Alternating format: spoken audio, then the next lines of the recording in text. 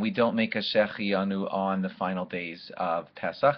Also, as you've been noticing, we say half Hallel on the Chol HaMoed days of Pesach and also on the last days of Pesach also. And that's because, again, it's not a full-fledged new holiday. Sukkot, on the other hand, even each day of Sukkot gets its own different carbon. And the sacrifices brought on Pesach are pretty much the same throughout those days that we talk about on Chol HaMoed, and as you've seen in your siddur. So don't plan to make a Shechianu on the last days of Pesach. Shir Hashirim will be read on the last day of Pesach.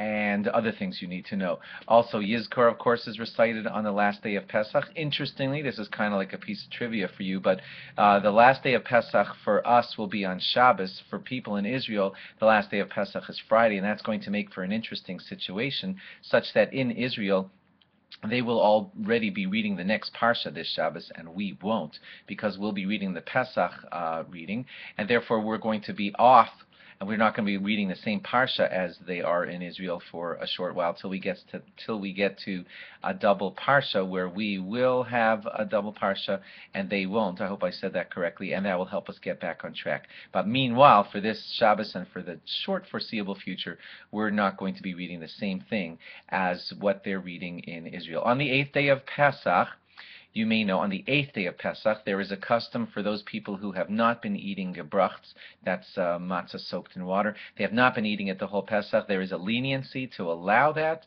on the last day of Pesach to show that it was only a custom. But please don't take that leniency to mean that you can do whatever you please with other leniencies. In other words, if you keep kitnios, and you have, of course, Ashkenaz Jews do that, then kitnios is in force throughout all 8 days of Pesach, and so you should not eat corn or rice if you're Ashkenaz, or corn products, etc., and that stays in force throughout all 8 days of Pesach.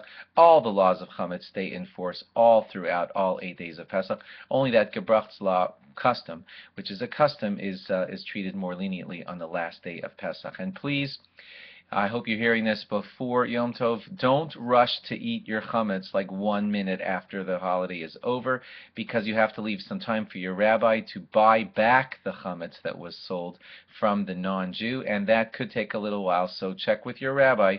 Most rabbis will ask you to wait for about an hour or an hour and a half before consuming all the chametz that you had sold. Please be careful about that. And anyway, don't take out the chametz and start getting crumbs of it all over the place while your Pesach stuff is not yet put away.